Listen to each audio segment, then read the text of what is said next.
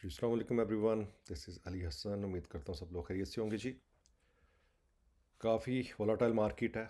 आई think ये टेरफ war, stocks up down, लेकिन disturb नहीं होना, ठीक है।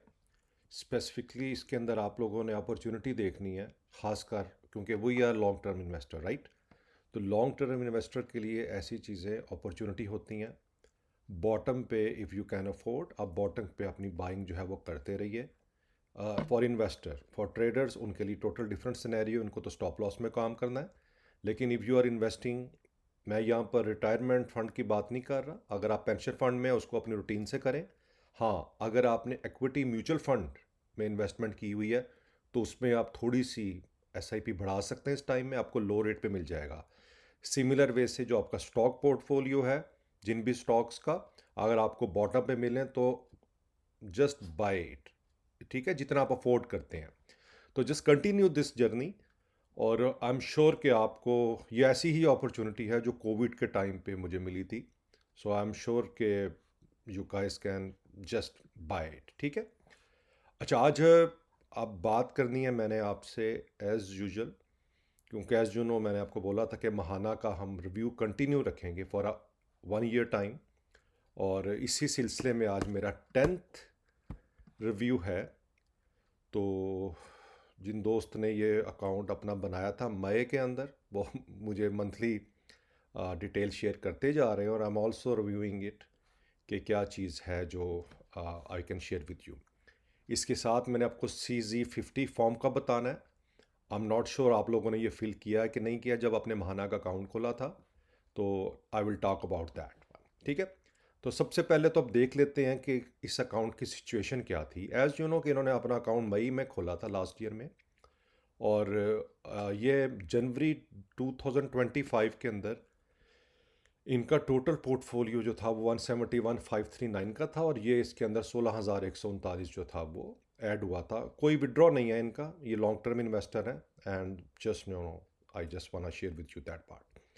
फिर 171,539, देन जी फरवरी के अंदर यही 171 से 174,414 हो गया, और कंटिन्यूसली इट ग्रो। तो 16,000 से ये तकरीबन हो गया इनका 19,000। फिर आया जी मार्च, अभी ये चल रहा था इनका, तो 12 दिन इन्होंने मुझे भेजा है ये। तो ये इन्होंने कब लिया था, अप्रॉक्सीमेटली 7th को। तो ये अब इनका हो गया पोर्टफोलियो 175,23,40, क्योंकि I think interest rate change हुए होंगे, तो उस लिहाज से भी मैटर करता है। लेकिन overall you can see the growth कि एक साल के अंदर अभी तक इनका जो रिटर्न है वो 20,000 समथिंग हो चुका है। और मई के अंदर, अभी मार्च है, फिर अप्रैल आना है, फिर मई आना है। तो ये क्योंकि मेरा 10th रिव्यू है इसका, तो हम जब 12th रिव्यू देखेंगे देन वी विल सी कि किस APR से इनको जो है वो रिटर्न मिली है। सो प्रिटी गुड, प्रॉमिसिंग, काफ़ी बेटर है, ये प्रॉमिसिंग है। एंड आई एम श्योर कि आप लोग भी जस्ट कीप इन्वेस्टिंग जो what ever you can afford, and I am sure everything will be fine. फिर जी इनको मैंने बोला था कि मुझे बता दें, क्योंकि अब इनका एनुअल रिटर्न चेंज हो गया, पहले 20 था। तो अभी इनको जो मिल रहा है, अगर आप देखो तो इन्होंने 155,400 इन्वेस्ट किया हुआ है, और 175,704, तो 20,340 है। अभी इनका एनुअल रिटर्न मेरा ख्याल अब फर्दर डिक्लाइन होगा। मैं अगर नए तो 9 या 10 पे आ रहे हैं। सो आई एम श्योर कि as gradually they will also adjust that one.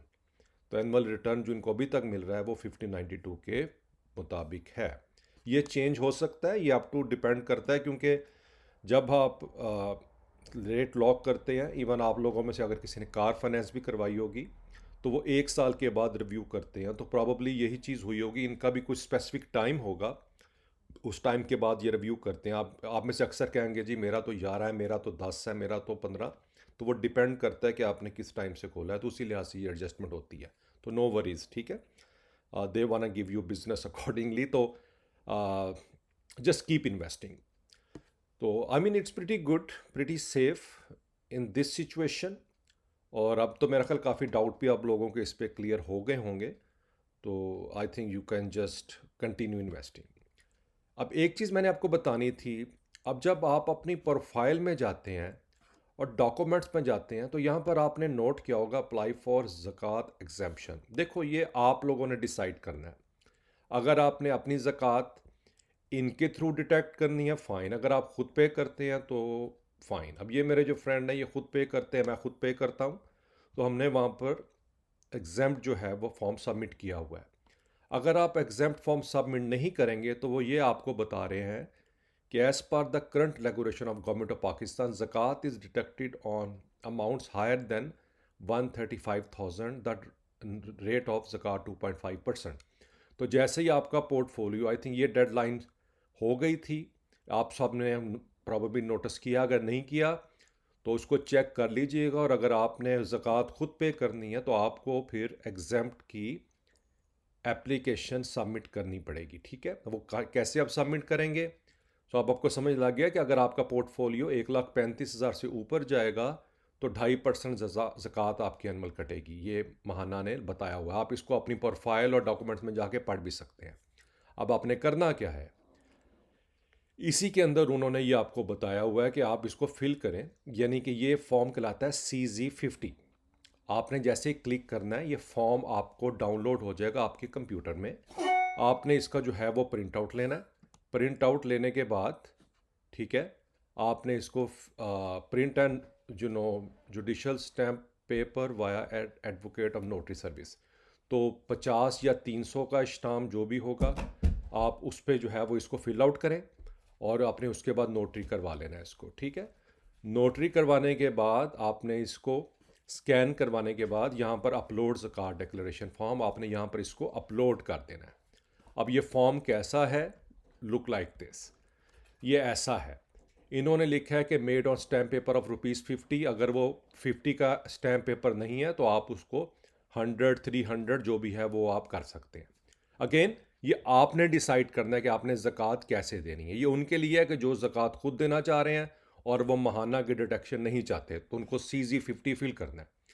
यहाँ पर आपने अपना नाम, उम्र, एज सब बताना है, ठीक है। फिर उसके बाद आपने आई एम अ मुस्लिम ये आपने बता देना, आप जिस भी फ़िका से हो वो आप बता देना।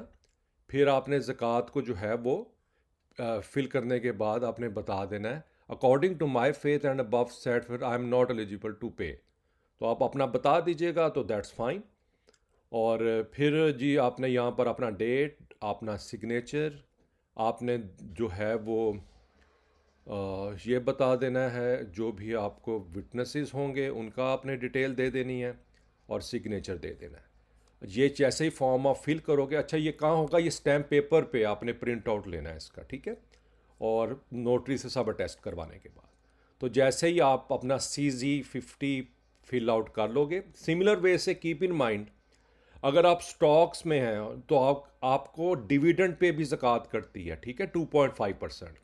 अगर आप खुद से ज़कात देना चाहते हैं तो आप अपने जहाँ पर भी आपने स्टॉक अकाउंट खोला हुआ है आप उन ब्रोकर को भी ये CZ50 दे सकते हैं। उनको कह सकते हैं कि भाई मेरी ज़कात मैं खुद पे करूँगा, ठीक है, फॉर योर ओन अकीदा जो भी है। अगर आपने खुद पे करनी है, अगर नहीं पे करनी है तो वो एक सेपरेट स्टोरी है। तो अगर आपने खुद पे करनी है तो आप फिर ये एप्लीकेशन सबमिट कीजिएगा और फिर असेस कर लीजिएगा जितनी ज़कात भी बनती है। और अगर आप चाहते हैं कि नहीं यही पे कर दें, खुद डिटेक्ट करते रहें, तो आप नोटिस कर लीजिएगा आपने कितनी ज़कात पे की एंड ऑफ ईयर, ठीक है। तो सेम ज़कात फॉर्म जो है वो अगर आपने खुद पे करनी है तो आपको इसको फिल करना है और आपने अपने स्टॉक ब्रोकर को देना है ताकि आपके डिविडेंड में से ज़कात डिटेक्ट मत हो।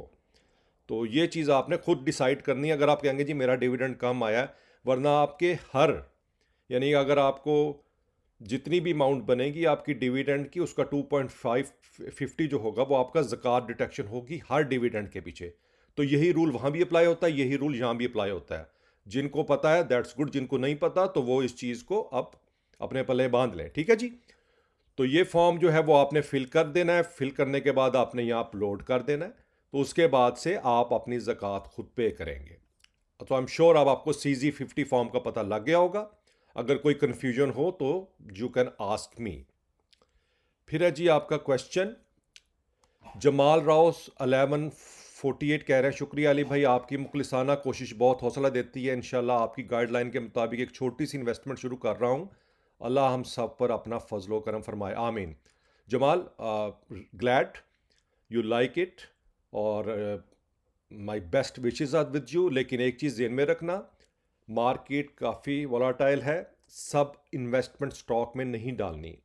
मेरी प्रीवियस वीडियोस के मुताबिक अगर आप प्री रिक्विजिट मीट कर रहे हैं, प्री रिक्विजिट में मैंने क्या कहा था कि आपके पास इमरजेंसी फंड हो, आपके पास हेल्थ और लाइफ इंश्योरेंस हो, सपोज वो है, देन यू आपने इन्वेस्ट करना है। लेकिन पाकिस्तान की सिचुएशन के मुताबिक आपने अपने सेगमेंट को डिवाइड कर लेना है 4 हिस्सों में। नंबर 1, आपके पास पेंशन म्यूचुअल फंड में इन्वेस्टमेंट हो, लाजमी पेंशन फंड, फिर महाना फंड मेरी रिकमेंडेशन या सिमिलर लाइक दैट।